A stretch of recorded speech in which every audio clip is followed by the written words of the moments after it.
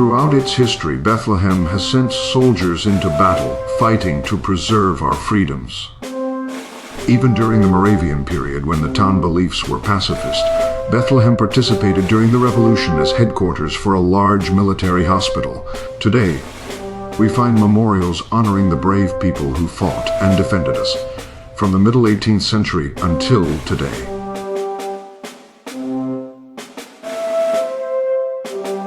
Bethlehem traces its roots to the mid-18th century. Everyone knows that the town was founded by peaceful people seeking freedom from persecution. And through that first century, the Moravians managed to remain neutral pacifists, particularly during the American Revolution. Although the Moravians did not take up arms, they did participate by allowing their well-located town to be used as a military hospital. On 2 occasions during the Revolutionary War, from December of 1776 until March of 1777, and again from September of 1777 to May of 1778, upon General Washington's orders, his medical officers commandeered a large, nearby communal building of the Moravian community for use as a military hospital. At the time, the imposing multi-story limestone building was known as the Brethren's House, where unmarried men lived in a dormitory-like setting. Today, this building is still in use as part of the music department of Moravian College.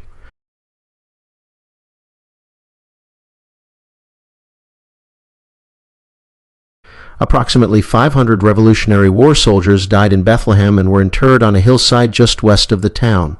As Bethlehem grew in the late 19th and early 20th centuries, this area became the residential neighborhood that it is today. By the mid-1960s, the excavation for the spur route exposed remains.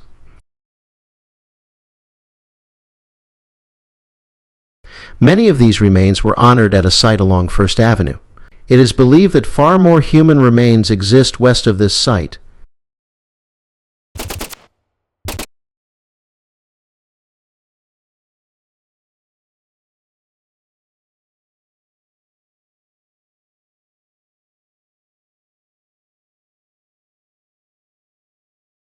By the mid-19th century, the Moravians sold much of their land holdings and the town was no longer closed to outsiders. As the town became more secular in nature, the old idea of remaining neutral faded away. Bethlehem boys joined the effort to fight on the Union side in 1860. Although many men represented Bethlehem, one soldier became a local legend. That soldier was Jonathan Taylor, who enlisted as a private shortly after the war began. He later was elected as captain of Company C, the 129th Regiment of Pennsylvania Volunteers. He was given an engraved sword by his friends and family.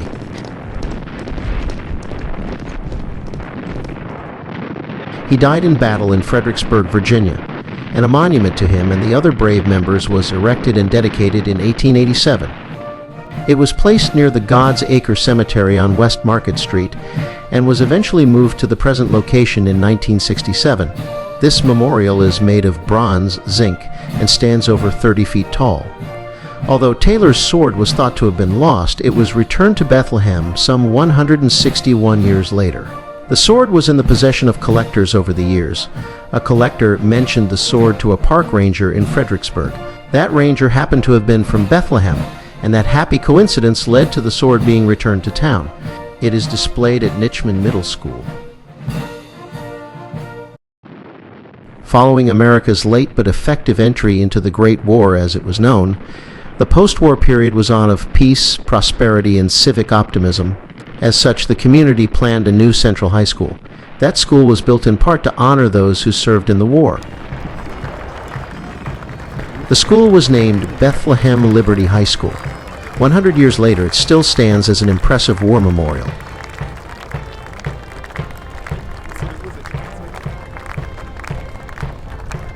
The Memorial Park Cemetery in North Bethlehem also stands as a beautiful remembrance. Upon entry into a Second World War, scores of Bethlehem residents were called to action to serve in Europe and in the Pacific Theater. The United States suffered more than 400,000 casualties between 1942 and 1945. Commemorating the service and sacrifice of Bethlehem soldiers are several memorials. Various sections of the city, also known as wards, created impressive rolls of honor. On the west side, there is a memorial at the Rose Garden saluting the brave West Siders. There are two markers on the south side, one on Hillside Avenue near the National Sokol's headquarters.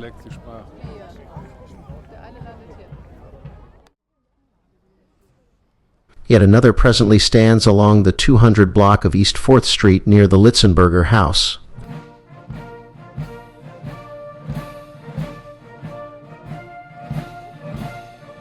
The sacrifices made in Korea and in Vietnam are commemorated on this unique memorial created using Bethlehem steel Mayari product, designed to oxidize over the years.